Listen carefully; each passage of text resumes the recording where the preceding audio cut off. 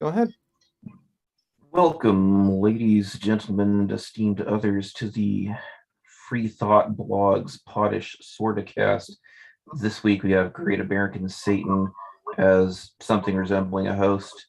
Also with me are H.J. Hornbeck, Christian Wager, William Brinkman, and Dr. Sarah. I think you should probably go. Okay, host fail. I think everybody should introduce themselves. Might as well be Sarah first. Hello, I am Sarah. I go by Dr. Sarah on the blogs, and I have the Geeky Humanist blog. Nice to speak to you all. And William next. William Brinkman. I do the Bolingbrook Babbler on Free Thought Blogs, and I have a book coming out called The Rift, a Bolingbrook Babbler story, which will be out very soon. I'll be able to announce the publication date later this week. And Christian. Yeah, I'm Christian Wager. I'm the sporadic blogger at ProScience, and we are definitely not in my area of expertise, so I'm looking forward to this talk. And HJ. Oh, hey. I am H.J. Hornbeck. I'm from Reprobate Spreadsheet, and I'm here to try and talk about sort of the link between I've actually got sort of a nitpick I've had with people within the skeptic community sort of confusing what exactly like postmodernism is. And it sort of builds off what I've actually talked about last time, so I'll be detailing on that. And yeah, so brings back to me for the moment, Great American Satan. I have a bachelor in fine arts from computer animation actually, but I've had some exposure to art history, at least a little bit, though it was my major. And yeah, it's one thing when Free Thought Blogs was more oriented towards atheism than social justice, as it was in the past. I think gradually we morphed to a situation where it's like we're like a little bit too social. We're obviously too social justice for mainstream atheists, the atheist orgs. So we're basically like completely divorced from them. But we're also probably still a little bit too atheist for social justice. A lot of social justice advocates. And well, that's all right. We're our own brand of weirdos. But back when we were an atheist org, kind of a recurring theme that I noticed in the atheoskeptic movement was a kind of disregarding any kind of path to atheism other than science and philosophy, and that there was the era of art was as another path for becoming an atheist. I mean, just aside from people's experience of life, which is probably one of the most common sources. But yeah, you could look at art history as a way to sort of guide you towards rational thought and away from religion. It's funny because art history as a field does have wrapped up within it a great deal of veneration for Christianity, at least in the West. There's this idea of, since so much art in the West has been bound up with Christianity, there's this idea that's fine, that's great. Let's look at the grandeur here. These are all the things that were possible because of religion. Whereas like another way of looking at it is like, well, you had the Greeks and Romans, and then you had a massive Jesus-shaped hammer brought down on art history, and it took a long time to recover from the initial damage of that.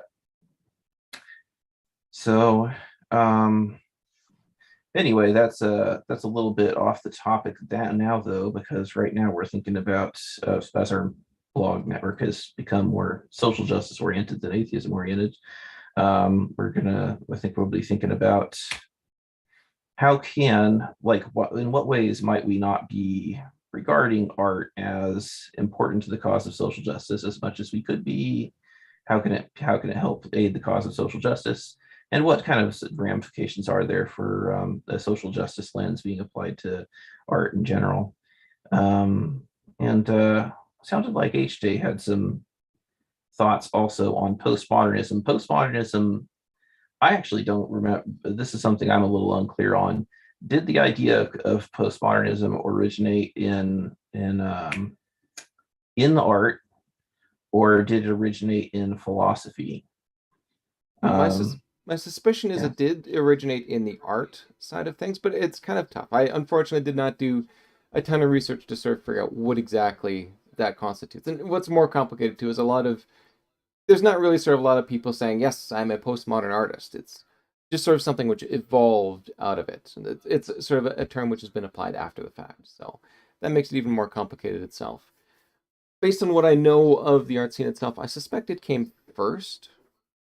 So written broadly in art history, there was a period called regarded as modernism, which was associated with people saying that they hit.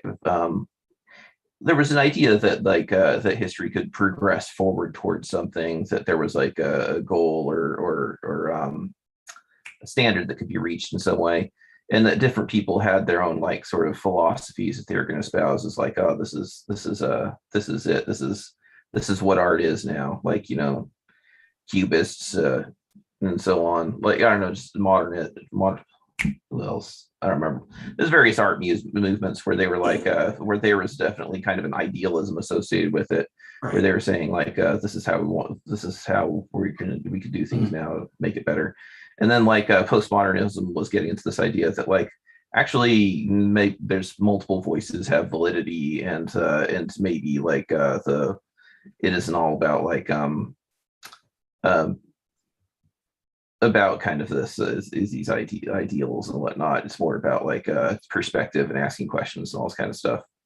And yeah, that's yeah, definitely. Like my brain's definitely spaced on some of the particulars today. But sorry about that. But I'm loving that HJ, because you basically just sort of talked about my entire presentation. So yay! How about I jump into that and actually sort of reiterate essentially what Great American Satan said? Because yeah, this is something that comes up oftentimes within the skeptic atheist community, where there's this sort of critique of postmodernism bad, without people sort of really understanding what exactly postmodernism is. So I just whipped up I think a 5-10 minute presentation to sort of talk about the differences between them, to hopefully clarify things. And since Great American Satan has a little bit more experience with this, hopefully you can send some critiques along my way as well. We can make this sort of like a postmodern presentation of postmodernism, I guess. Totally fitting for postmodernism, if you know anything about it. But anyway, the basics for understanding postmodernism is you first have to talk about modernism itself. This is a big flaw I see with a lot of people who actually come down and describe postmodernism itself, is unless you actually sit down and talk about modernism, you can't fully understand postmodernism itself. It was a reaction to the modernist art movement and modernist philosophy in general. So anyone who just sort of leaps directly into it, is not being properly ingenuous. And you should be very careful with what exactly they say. They're probably not sort of talking straight on us. As Satan sort of pointed out, one of the central tenets of modernism itself is a rejection of tradition. The idea being that a lot of what we sort of had before was sort of tainted by religious belief and all that, and dogma and all that, and this really should sort of be discarded, and something new sort of formed from the ashes itself, something better, now that we have better tools in play. What sort of tools would the, the classic example of this would be Cubism, it's sort of epitomized by Pablo Picasso. There's really nothing like it that really sort of came before for the most part. I mean, we can argue about Impressionism and various sorts of things, but Picasso himself was deliberately trying to create something new and something unique. And this is sort of a very core part of modernism itself, is, again, the rejection of the old and not sort of, taking the past as inspiration for that. Well, what exactly are you going to put in its place in order to do it? Well, rationality. Long before Steven Pinker started harping on this, a lot of modernist arts and philosophers were actually viewing the Enlightenment as sort of the key to understanding society. It is going to bring about, a new light onto the world. It gives us the tools that we actually sort of need to create something new, something original. And there is, it is the secret to what we're actually going to discover. Essentially, there is like a unified theory of art and all that sort of floating out there. And all we sort of need to do is go out there and explore to figure it out. So quite often what you'll find with what modern art will actually do is sort of break things down into sort of atomic bits. I brought up Picasso as sort of breaking things down into the basics of line, shape, and form and all that. But Jackson Pollock is also considered another example of a modern artist, where he's literally just dribbling paint on a canvas. And this is sort of to break art down even further into its, further constituent parts and all that. It's a very core part of the modern art sort of movement and modernism in general. There is something That's interrupting just briefly. Mm-hmm. Something else that's rather funny is they all lump Marxism in with postmodernism, but Marxism itself is very much a modernist philosophy, right? Oh yes, very much so. There's a lot of confusion between there because we're talking about fuzzy concepts, and there's a lot of sort of things to do it. My sort of musings on it is based partly on an old blog post I did. And that itself was, inspired by somebody who's using modern art as an example of postmodernism. Like, no, you don't really sort of understand what your concepts are there. There is some overlap, and I'll show some examples of that later on. But, there are the key things with modernism: rejection of the past, substitution of rationality, and a worship of the Enlightenment as well. And finally, the third thing, which is sort of like a secondary thing, which isn't really a core part of it, but sort of emerges from it. It's sort of the cult of the auteur. There are smart, it's very sort of objectivism, if you know your Ayn Rand and all that. There are smart, highly intelligent people who are doing the hard work of actually coming up with something new, something original. And these are the people that sort of should be worshipped and regarded as artists. I mean, when you were doing art in school itself, you probably played around with acrylics. You probably did a little bit of silk screening. These are sort of basics in regards to that. That's not much different from what Andy Warhol did, and yet this example on there, I think it's, what was it? Oh yeah, Shot Sage Blue Marilyn. This recently sold for, I think, $190 million. And it's just a bunch of acrylic paint and ink on canvas and all that. Why exactly was this so much more expensive than what you did back in your art school classes and all that? Well, it was created by Andy Warhol. Andy Warhol is famous, ergo his work is worth a lot. An example I actually bring up in the blog post itself is also Duchamp and a urinal. He literally just went into a hardware store, bought a mass-produced urinal, and put it on an art shelf and said, yes, this is art. Because there is again, what the artist says goes. It's not really sort of to be questioned and all that. Ironically, by sort of rejecting tradition and any sort of, prior authoritarianism on it, they actually have promoted their own sort of authoritarianism in its own place. All right, well, I think that covers the three main points of modernism itself, which allows us to move into postmodernism. Obviously, as sort of implied by the name itself, it is a rejection of modernism itself. Pretty much all the tenets that are there, it just says, no, those are not sort of the fundamentals. Now, if you just sort of said, well, no, if this is the entirety of postmodernism itself, it's kind of tough to sort of see what the big fuss is about. Essentially, it's sort of like, well, let's roll back time and all that to sort of be like, okay, well, before modern art was done, we'll do that. Sort of, we're going to promote pre-Enlightenment values and all that. It's really not that simple. It is a rejection of modernism, true, but in the process of doing it, it sort of creates its own assertions for how exactly art should go. Probably one of the best ways I can sort of think of to show it off is to actually give you an example of what I consider probably what I consider sort of the top example of postmodern art.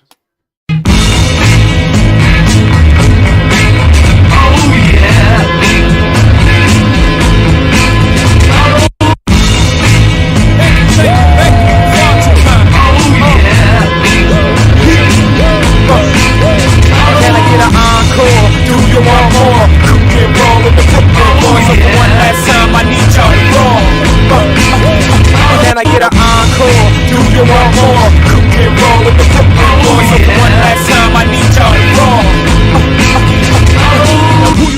to a postmodern tune.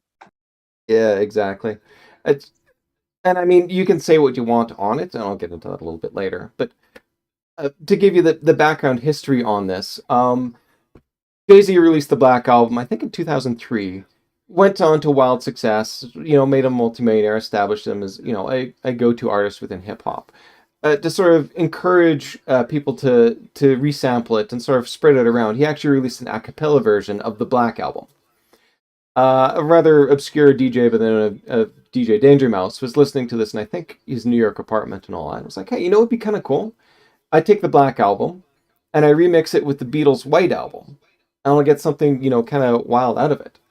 And so he actually sort of locked himself in his bedroom for a week, ground away at it, came up with this nice album, and was like, oh, hey, this is great. I love this concept. I can't do anything with it. Because Jay-Z, while he did release an a cappella version to encourage people to remix it, you still had to buy the rights. And Danger Mouse is this poor artist in New York. He's got no money for that sort of thing. And even if he could get, the rights from Jay-Z, there was no way he could actually approach EMI and be like, hey, can I sample your Beatles? They put fairly stringent, pricing and all that on sort of getting the rights to that. So this is nothing he could really do anything with. Depending on who you listen to, he was planning on doing like a limited release of like a couple of copies or that, or he just didn't really sort of intend to release it. Released it to a bunch of friends and was like, hey, what do you guys think? And then went off on vacation. While he was away, his friends were like, oh, wow, this is amazing. We should share it around. His friends then shared it with his other friends and all that. And since this was sort of the height of the file sharing days, it quickly got blasted across the internet. It was a big brouhaha. EMI, the rights holders for the Beatles, actually tried to take down as many copies as they could. This led to a counter-protest where people were encouraged to share copies of the Grey Album on a specific day. Some people have actually estimated that had it been released as like an official album, it would have been the best-selling album of 2005. So that gives you some context for that. And this really is sort of the sort of type specimen I can think of postmodernism itself. It is remix culture. Essentially, a side effect of questioning what the auteur is and, if auteurs even exist, it basically says, well, okay, anybody who wants to be an artist is an artist. You can just sit down and remix something else that somebody else has got and create it to your own work. So postmodern actually tends to be meme culture. This is probably another prime example of it itself.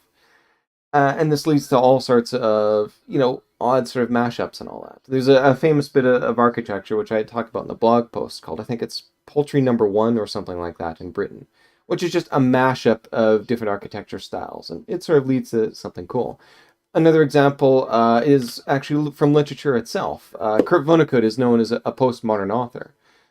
This actually is what I've got on screen is the ending of the first chapter of Slaughterhouse-Five. And he's got this sort of quirky, informal way of writing and all that, which is interesting in and of itself. But he actually talks about, I've got this other book coming up. It's kind of lousy. Here's the first couple of lines from it. Here's the final line that it ends with. And if you flip to the next page, the start of chapter 2 is those 2 lines that he says starts his next novel. You flip to the very back of Slaughterhouse-Five, and what he says is the very last thing actually is the very last thing. And there's a greater context, which is, sort of surrounding that thing and kind of makes it more poignant and all that. But he's definitely sort of playing around with you. His own work itself is actually a mashup of a lot of different things. It's autobiography in some sense. It's both sort of incorporates his studies of what happened in Dresden and the firebombing and all that. But also includes a lot of fictional elements. Like there's a time travel element, there's space aliens involved. It actually invokes an unreliable narrator at the very start. He's basically just mushing together a whole bunch of different things to create something which he finds kind of interesting and cool. And, that's sort of, postmodernism in its auteur. It's sort of taking what's there before and sort of, remixing into something new, kind of like what we used to do. If you look at, oral traditions of storytelling in the past, there wasn't any one set style, any sort of set fiction that was there. Anybody who told the story would just reinvent it and add or delete parts as they felt necessary. This is how the way culture sort of used to work in the past. And that's the way postmodernism says culture should work in the future as well, too. And as I, a I side must effect, say, I must say that as someone who comes from the Scandinavian countries where we had a very strong tradition of all tradition, I think you're underestimating how set the stuff was. You really had to follow the patterns set by and you also saw that in the ancient Greece, which is why the Olympics actually included poetry reading and stuff like that. So I actually think it's actually more common to say that you tend towards a set pattern. So postmodernism is is not. I think it's a stretch to say it's like how it used to be. which is an excellent point because I'm coming from the English tradition where that was actually quite common amongst bards, in taverns, is they would do exactly that. We've got written copies of Shakespeare's plays, but they weren't necessarily actually what the plays that Shakespeare presented at the time. These are folios that were gathered after the fact by, his friends and colleagues, and they don't necessarily represent what was presented in any one individual performance. It's sort of a mashup of a bunch of performances of people collecting their things. But in contrast, there is also, a history of being like oral tradition is fixed in stone. I mean, the classic example of this, in addition to Scandinavian countries, is also Jewish tradition. The Talmud itself is supposed to be a fixed document and memorized and passed down from generation to generation. And this is, again, sort of the central critique of postmodernism is, while modernism itself says there is one way to do it, postmodernism questions whether or not that is in fact the way it should go. So, an excellent point right there, too, that very postmodernist in many ways to sort of bring that up. And as a side effect, of course, of everybody being an artist, is everybody is also an art critic. You are allowed to say a piece of art is terrible. You may not be a fan of DJ Danger Mouse's Grey album, and that's fine. That doesn't mean it's any less art. It means this is sort of your preference, and this is where a lot of the whole it's just sort of your preference, man, interpretation of postmodernism comes from. And that it sort of flattens critique and all that, which is a sort of a gross simplification of it. But it does have some grain of truth in that if everybody is an artist, everybody is free to sort of critique art in their own sense. And yeah, this is also where, if you look on the philosophical side, this is where the idea of sort of deconstructionism and all that sort of comes in. That we're actually going to sit down and break down what the assumptions are behind the scenes as well. And sort of from the way that it encourages sort of the yes and improvisation of new culture and all that, it often sort of butts up against modern laws, which tend to sort of have a very modernist view that there is an auteur, we give them responsibility for creating this, and we protect their work. And so quite often, postmodernism itself sort of winds up doing sort of a critique of what exactly these power structures are, which is sort of where that tradition kind of comes in. Yeah, I think that does it. Oh, sorry. Go ahead. Yeah. Let's see. Oh, yeah. So when we went earlier on, and I don't know whether or not the people watching the podcast could hear it, but I know I couldn't, and Christian couldn't. We couldn't hear the music that you played, and that to me is kind of funny because there was a postmodern, there was some kind of experimental composer named John Cage who released a song that was basically like 4 minutes and 33 seconds of silence, and I just figured you were jamming on that. All right. I think it's literally called 433. So yeah, there you go. All right. So I guess at this point we didn't really hear from Sarah or William on the subject of postmodernism. Do either of you have anything you want to add to that? Art and social justice, but yeah. Okay.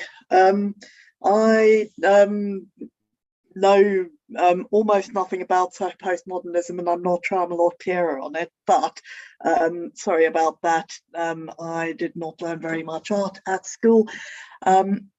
But my thought from the social justice point of view on listening to this is the rather uneducated, if everyone's an artist, where does that leave the people who are actually trying to make their living from art? And I'm not talking about the really famous ones, Andy Warhol equivalents, everyone's going to pay for their work, but, the kind of little people who are struggling to make a living singing, playing instruments, acting, doing whatever. It just seems to me that there's something there that's potentially encouraging people to devalue their work. And how does that fit with their attempts to earn a living and our thoughts on fairness and paying them for their work? Good question. I think I can sort of answer that one. And that we sort of go back to some older models that were there. You know, if you're if you're in a tavern listening to a bard and all that, it would be common to actually sort of leave some coins for the bard itself. There's this, you know, a lot of, you know, street, a lot of sort of people who would sort of beg on the street and all that were sort of from that thing where they would sit out, they would sing a song. If you liked the song, toss some coins in. If you didn't, don't. And just through sort of people who could sharing what they had, it was actually possible to make a bit of a living that way. You know, the modern version of this is Patreon, where people aren't necessarily paying for a single artwork, but are paying for sort of help contribute and move things on. Now, it does mean that we don't sort of have any sort of organized thing. There is no FtB's, which is going to give you 190 million, for instance, for your latest thing and all that. But conversely, more people can be artists. You're going to get more diversity that is there. And you're going to be more free to sort of talk about things as well, too. One problem with sort of the corporatist version of art itself is it really sort of limits what you can talk about. A lot of people, for instance, have critiqued Disney for doing a lot of queer baiting, where they sort of hint that certain characters are, you know, LGBT or queer or something like that, but don't explicitly say it. And that's because there are certain markets they want to sell this to that wouldn't actually go for it. Now, to some extent, Disney has started to break out of this. I think some of the recent stuff has actually been banned within China itself because they're refusing to sort of do some censorship of it. But nonetheless, this was a long-standing critique. And if you look at a lot of their prior work, you know, even from their golden age of animation, the more modern golden age, I should say, not the Snow White era, but like the Little Mermaid. You know, Ursula is very queer-coded, and yet there is nothing within the text to actually say she was queer itself. And so, in some sense, this sort of centralized variation of art itself, the sort of modernist approach, kind of leads to a bit of self-censorship in order to sort of get to those big bucks chasing. Whereas the postmodernist type would say, well, you know, we're going to get our money from our money, and if, you know, people aren't going to pay for it, well, too bad, so sad. Conversely, there is also the postmodernist interpretation. Oftentimes, the death of the author is associated with that too. And, you know, an example of this, for instance, is a lot of, you know, genderqueer and trans people actually reclaiming Harry Potter. J.K. Rowling herself is very transphobic, but a number of, you know, fanfiction authors are very much like, screw you, Rowling, this is now our thing. We've invested so much time and energy into this. It is as much our product as it is yours. Our imaginations helped create this universe. And so we're actually going to put our own input into it as well. And they're creating fan works which are explicitly pro-LGBTQ+. So yeah, that's generally how I would imagine a postmodern answer to that would be. I think probably one of the key things that Sarah was getting at there, and correct me if I'm wrong, was just that, like, if there's not really an authority as to what art is, then how do you establish that art has value? For people that are trying to make a living at it, you get yourself an art degree, and it could be quite expensive. And then you come back and say, hey, how am I going to pay back these student loans? My Patreon is I'm not really endorsed. I'm like, people can't, like, I can't point to something as some kind of authority and say this says I'm an artist. But it's democratized. I mean, like under like the current situation, really, it's in a way anybody can get by on their own merits. To the extent that they're able to, you know, emotionally hack it in the competitive arena. I mean, like, you basically put something out there, and if people value it, then that's where the value comes from. It's and rather than, like, you know, an authority saying, like, hey, these are the acolytes of the school that you're gonna listen. They're gonna be the ones that get to be displayed and whatnot. But we also see that it opens up for a lot of predatory behavior, you know, NFTs, weird self-publishing houses where you have to pay to get stuff published in a way that doesn't make sense. So I think actually it's a huge problem and actually a barrier for art to actually support social justice that is not actually. I mean, it's a classic idea of where everybody gets a minimum wage from the state, so they can do whatever, pursue whatever they want. That would be the perfect state kind of solution to this. There's other problems with that, but but that would be the one. But otherwise, we just open up for people going down routes where they try to find. I mean, you have to survive. I mean, and especially the US, with the whole healthcare situation over there, you need to find a way to get a gig economy that you actually make sure that you actually have enough money to cover costs. I mean, even people who have good jobs loses everything if they go to the hospital, right? So that's why I think stuff like NFTs are so popular among even normal sensible artists. Of course, it seems like a quick way to actually get something that can support them. That's not really flying anymore. Like, that's pretty much bottomed out. And there are a lot of independent artists that were against it from go, anyways. Yeah, but there was quite a lot of independent artists that actually went for it because they just saw it as a way to get some money. I mean, I hate NFTs. I think they're horrible, but I don't blame people who are living on from paycheck to paycheck. Look at something good and say, hey, somebody can get what was it, $42,000 for a bad GIF, JPEG of a board ape. I want to get into that. There was a little bit of excitement among some artists, but I think everything I've seen in the internet-based art community is, like, for the most part, they did reject them pretty quickly, and that became the prevailing opinion among artists as well as among the general public on the internet. So it tends to just be like a few elite weirdos that were really like the main pushers of that past a certain point, like celebrities that were kind of in on it, and then the various pyramid scheme type finance people, and then middle class like contractors and stuff like that are always just looking for the next hot gimmick. I think we could do a whole show alone on NFTs and its related big weird cryptocurrencies. So probably not go down that route. It was just an example of the kind of problems that the lack of income. There's another thing, and I think William might have an opinion about this actually, is so the capitalism is often arrayed as the enemy of social justice, because of the prioritizing the value of what we do as being our source of worth and whatnot. There's as much as like we don't have an authority. It's almost, it could be seen as a bad thing that we don't have an authority to say what's art and what isn't, to as far as like establishing the value of it, like for somebody that's devoted themselves to it versus like somebody that just came in from the side hatch. It is a good thing in a way that like people can come up, they don't have any kind of training, like a self-taught artist can actually produce something that can be appreciated and get somewhere in the world.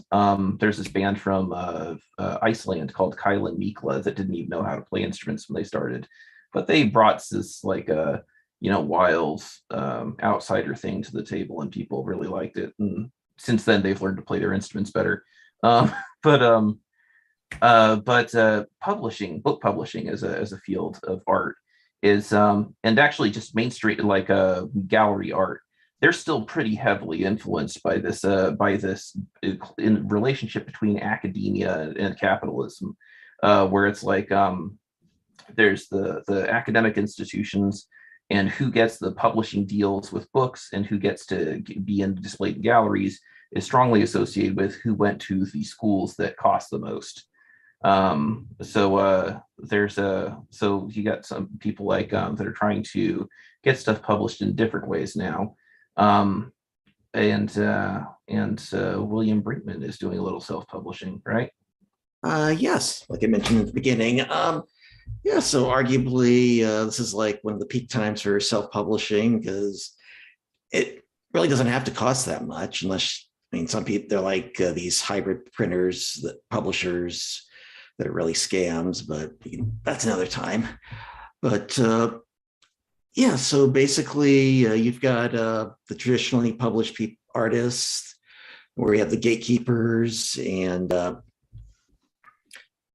so they get like more support, like for publicity, but on the back end, the artists don't make that much, and maybe they don't even make back the advance, and then they're not in trouble, but it's like it discourages them. And then you've got or what I'm doing is self-publishing, because I've got a story that, quite frankly, wouldn't be accepted by any atheist publisher, because it's too critical of the great leaders. And but to the main theme, it's democratizing in a sense that there's no gatekeepers giving you back, but it's also very competitive.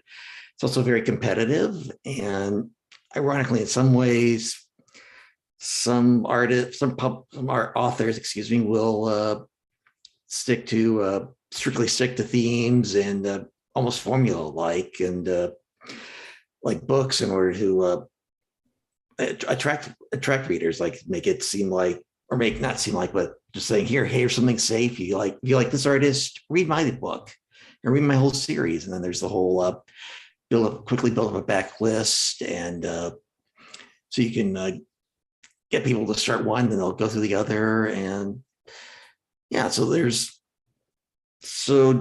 I guess to wrap it up, democratization has helped bring more people in, but it's also made it more competitive. And in some ways, it can be very creative, but in some ways, it can force people to stick to formula, basically. I've seen something on that front.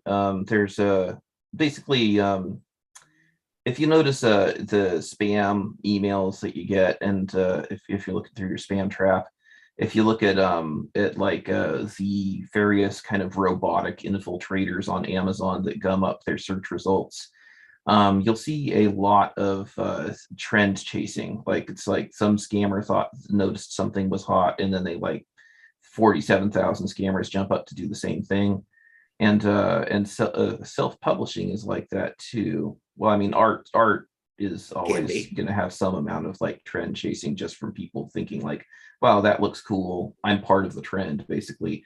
But there's also like the capitalist side of trend chasing, and that's on the way it happens in self-publishing, is that there's like all these like very extremely formulaic books. There's like somebody like had a successful series of short cozy mysteries about like that are bakery themed, and then like 47,000 people jumped on their train, and now there's just like a ludicrous quantity of baking themed cozy mysteries that you can get on Kindle Direct. Yeah, it's a weird world. I like to say often that we live in a cyberpunk dystopia. And that's, I think, really apt for the moment. But originally we were going to talk about art and social justice, and I think that the kind of the main thing that with art and social justice is that it is I mean, obviously art, when it is like sanitized, when it's controlled by like the authorities, as it were, it's going to like just protect the status quo. The only extent to which it's going to appeal to a sense of progress or justice is the extent to which that can play on people's emotions and like get them interested. So there's like in Hollywood, there's been a long favoring of the underdog narratives. In the Bible, and in the Western fiction in general, there's a favoring of underdog narratives. So that's there, and I think it's ironically that can actually like encourage people towards social justice, even from like works that are actually very themselves socially conservative. But I think that mostly those things, you're not going to see much progress coming from mainstream media and mainstream art. When you get to but now that like there's a lot more within the cyberpunk dystopia, with self-publishing, with people being able to promote their art on social media, and then just like get that financed directly through things like Patreon and whatnot. There's more room. Again, corporations always try to control it, monetize it, break it down, suppress it to some extent. But there's still a lot more room right now than there ever has been before for independent people to artists come in and say, like, I'm going to do something that's actually going to push a social justice agenda. And what can you do with that? There's people breaking ground in cinema too, even though that's more restricted by the budget it costs. But what's in what ways, I don't know, what kind of thoughts do you have on ways social justice has been pushed in media and what ways it can be pushed in social media? And I think that would be a good way to run the rest of the discussion. Yeah. Maybe since we were with Brinkman right now, we could start with Brinkman and then move back the other way. Okay, so how arts and social justice? Okay. Yeah, like what ways have you seen art influence social justice, and in what ways can it influence social justice going forward? I mean, if you want a prompt or something, what about something like 1984? That actually has a very large social justice component to it. So. Right. Yeah. And Hunger Games, which brings about the dystopian, a lot of dystopian fiction.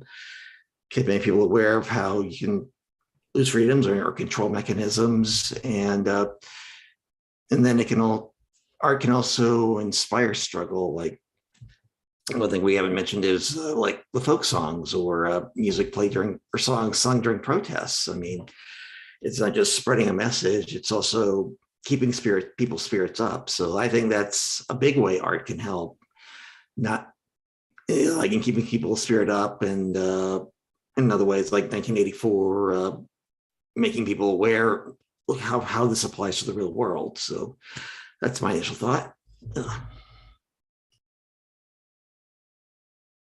All right, and yeah, I think on the yeah, like here's one. Do you think that your own book is actually going to try push a social justice oriented agenda in its way? Oh, absolutely. It's basically I don't want to do an infomercial, but it's basically inspired by the deep rifts within the atheist movement with a urban fantasy sci-fi twist. So yeah, social justice is a huge theme in the Rift and in the prequel as well. So it just took me a long time to write it because I had to make sure to get it exactly right. But yeah, I mean, it deals with sexism, racism, and what is the direction forward for secularism, and the idea, just like things like that, just the whole deep rifts split in the movement. It's the sci-fi version of that, basically. So yeah, definitely in there. Yeah, for anybody isn't familiar with where atheism was, we kind of mockingly referred to the deep rifts within the organized atheism. That was originally the verse version of it was just like some like debate about how militant atheism it should be. But the more dire one that did actually lead to the creation of free thought blogs in its way is that a certain amount of atheists decided that anti-feminism was the wisdom, and the rest of us like fell out pretty hard over that. So hence the rift, right? Yeah, exactly. And the main character starts off anti-feminist for various reasons, and then has his worldview shattered and then has to reconsider everything. So that's basically the plot. Fantastic. Sarah, do you have any thoughts on social justice in art? That's ways art has you've seen art being social justice oriented, or that's maybe even provoke thought in yourself, and where do you think it can go from here? I think in terms of social justice in literature, using the term literature loosely, this is a subject very dear to my heart because I'm a long-standing bookworm, and because one of my main blogging topics is reviewing books and deconstructing books to some of the worst examples of anti-social justice. I mean, at the moment I'm working on a terrible romance novel, as in reviewing it chapter by chapter and pointing out all the harmful tropes it brings up and the kind of harmful messages this shows. And in fact, this is something there's a lot of on the internet these days. Harmful messages, but also people actually deconstructing them and doing these detailed breakdowns of the really awful books that are out there and looking at some of the messages they give that are potentially harmful or distorted or bigoted or whatever. And I mean, if you look at blogs like Jenny Trout, Anna Mardol, there's a Tumblr called Reading with a Vengeance run by someone called Whitney, sorry, can't remember her last name. There's Libby Ann used to have the blog Lovejoy Feminism. They all blogs that have just done a brilliant job of very humorously and readably deconstructing badly written books that but also books that give potentially worrying messages and just looking at all the different things to wrong with them. And that's one of the things I like doing when I blog. But looking at the other side of it, are there books out there that actually promote a more positive view of things? And again, that's something I like to write reviews of from time to time. Like, for example, looking at books that just have these, some you get some obvious ones like there's a number of works out there looking at racism, sexism, gay rights, trans rights, and doing these kind of fairly open exposés of the societal problems that minority groups face. And sometimes it's also something as simple as just being aware of the more harmful tropes and seeking to do the opposite in books, like putting gay characters in your books who are just there and being gay, putting people of color in your books, as in these people are part of society, all different kinds of people are part of society, using example to promote diversity without making a big thing about it. And it's interesting looking at the ways that people do that in books and how that can help just, subtly promote a vision of a more diverse world and a world where difference is more accepted, and we don't assume everyone's going to be white, straight, middle class, your very little narrow small bubble of the world. So that's another thing I like looking at, the way that people will do that in books. And sometimes you'll just get a book that's just delightfully comic in the way that it turns harmful tropes on its head. Like, for example, the one I'm thinking of is C.L. Lynch's book Chemistry, which is a brilliantly funny takedown of the Twilight series. It's kind of the anti-Twilight book, which I would very much recommend to people who want to have a laugh and some subtle fun poked at a rather harmful series of books. And so, this is something that I can see how there are just some great ways to use literature, and I think other things, other media as well, but literature is my personal favourite, to smash some of the tropes that have just held sway for so long and just show people different viewpoints and different kinds of worlds and what they can look like. That's If I can add something to that, yeah. Sure. I also think I like that we see that a lot of organizations around those books, that kind of artworks, are actually trying to create space for it. We see it science fiction, especially science fiction writers of America has been really active in trying to create space for people of color or people of different gender orientations and stuff. And you have the whole the Oscars so white movement, so the trying to move thing. And I think that's a way we can help supporting in becoming helping in social justice. It's actually trying to help create the space, and also support the organizations trying to create the space. So representation has kind of two aspects to it. There's like who's being depicted in the stories, and that's great to actually have like depictions of different kind of people that you would identify with as human, in terms of helping like people that are maybe like more isolated, don't grow up around minorities or whatever, to humanize their neighbor and potentially like increase understanding in that way. There's another aspect of representation which has been harder to achieve, which is helping people that with disenfranchised voices be heard by like helping get them published, helping get their artwork visible and so forth. And it's there's like multiple levels of barrier to that kind of that reaching some kind of parity. And I don't know, we're not very close yet. The free thought blogs, I think, actually is like unfortunately an example of where a group of well-meaning people actually still like would struggle to achieve any kind of parity in the racial department. Not a lot of people on this network that are not white, and certainly nobody in this discussion that isn't white. So yeah, how do you encourage some folks to show up in places where they might not feel welcome, and how can you support people that are haven't felt like the right to have access before?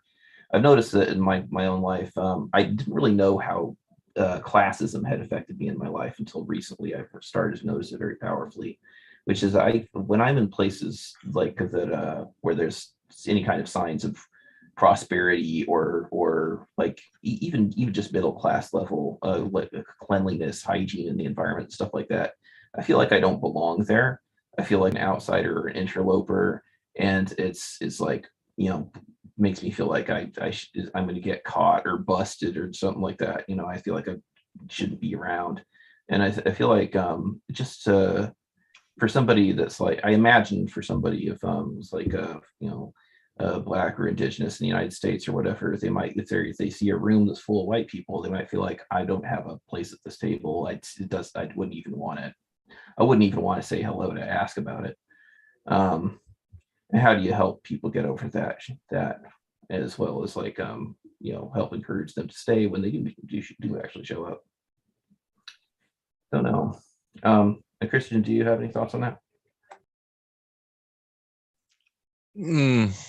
Again, the only thing is try to leave space. I mean, you can't force people to join somewhere where they don't feel welcome, and they shouldn't try. That has been the wrong track that a lot of people have done. But try to make space and try to be as welcoming, and also remember to listen. That's the big thing. Try to listen to actually what you're being told. There's a lot of microaggressions that kind of happens all the time, even if you don't intend it for it to happen. I have a friend who's don't have a citizenship because she's a refugee, and there's a lot of kind of comments about nationality and stuff like that. That's a kind of microaggressive against her that we don't really think about, and until she actually pointed it out, and it's like, oh, that's something we definitely need to get out of our usual subject language and say in a different way. And that's the only way. That's the only kind of, I mean, and again, maybe this is not the right crowd to say how to do it. As you said, we're not the people affected, so sorry. Yes, I don't have a really good answer to that. That's okay. Do you have anything else you want to say on the subject? I think I'm good. I was going to I mention could add. I think one thing we can do is just be intentional about whose work we buy, and make that extra effort to look out for authors in a field who are maybe like authors of color or female authors if it's a traditionally male-dominated field, or people who represent a viewpoint that hasn't been heard from as much just look out of their work and make that effort to read it and buy it, or watch it and buy it, or whatever your preferred media is. There's a interesting angle on that, and it kind of opens a big can of worms. That I don't think I want to spend much time on it, but lately corporations seem to have embraced a certain amount of an effort in that respect. Is because they figured out that they could make some kind of profit off of it. You get onto Uber Eats and like to order some food, and it says like, oh, support Black-owned restaurants. It'll like indicate which ones are. And the recent Lion King movie, I think this was a really cool effort on Disney's part. They tried to have Black people involved at almost every stage of level of production. They had Favreau because he had experience with doing that type of a movie as the director. So that's one person that wasn't Black that's in a significant role as the director.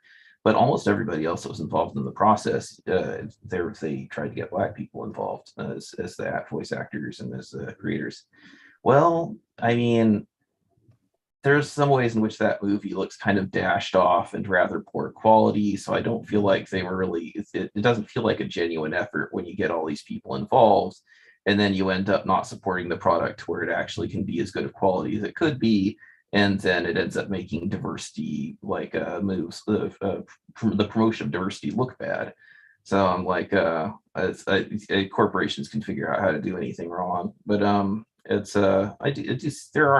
maybe it's a promising thing that they're starting to get involved in that. On the other hand, it could be just more another example of stuff like the rainbow washing of like trying to sell rainbow products at Pride while you give money to anti-gay politicians. So I don't know. Maybe, but I think whatever their motives for doing it, it's going to have a knock-on effect, maybe very gradually, but I still think it will. HJ, you opened us up with that big introduction to postmodernism. Do you have any thoughts on social justice in the arts going forward? Well, I mean, there's often this trope that, it's just art, social justice shouldn't be involved. You find this on a lot of different shows where, a lot of the fan base will be like, hey, don't mix politics into this whatsoever. I mean, that's never really been true. I mean, you could maybe argue that sort of back when art was sort of commissioned by the mercantile class, it was sort of about 400, 500 odd years ago, that didn't really sort of have a lot of themes within itself. But I mean, I'm sure somebody who has a better understanding of art history could come up with a counterexample. And B, that's only one type of art that was around. I'm sure there's a lot of folk ballads and all that, which would sort of puncture that. But art has always had a very large social justice contingent. Artists write about what they're concerned about or what they want to talk about. Oftentimes it's about, things they view as unjust. And so that sort of seeps in. A classic example of this actually comes from Charles Dickens himself. We often know him as the author of, The Christmas Carol and all that. But he also wrote a series of books on on what child labor was like within Britain. And this actually led to the revision of a whole bunch of child labor laws and sort of the whole orphanage system within there. Just because the art was so well received and so powerful to people, it sort of led people to rethink their whole estimations on that and what exactly was possible. Art has always had a very strong social justice contingent, so anybody who says otherwise is just sort of blowing smoke. Now, another example I actually bring up in the description as well is Strange Fruit. I think it was I forgot his name as well, but it was actually a Jewish communist poet who wrote it originally and slipped it to, I think, was it Ella Fitzgerald or I forget the singer who made it popular. Um, and it's very much sort of talking about the history of lynching within the South itself. And Billie arguably, Holiday. Billie Holiday, thank you. Annoyed I forgot the name. Ugh. But it's actually driven a lot of the conversation on lynching, within the United States itself. And sort of help promote the idea that yes, this actually happened, but also as a side effect, what exactly we're going to do about it. So don't sleep on the connections between art and social justice. If you actually sit down and think about it, you'll find a lot more examples of it creeping into art itself, ranging from anti-capitalist or anti-corporatist sort of views, just sort of sitting on the periphery, to stuff which is explicitly, promoting social justice, such as Strange Fruit or, Oliver Twist. All right. So that has been about an hour, and I think that's a fair place to leave it. Good job, everybody. And William couldn't be with us here at the end, but maybe when he watches this later, thanks for showing up. And thanks to everyone who is still here. I think we're done.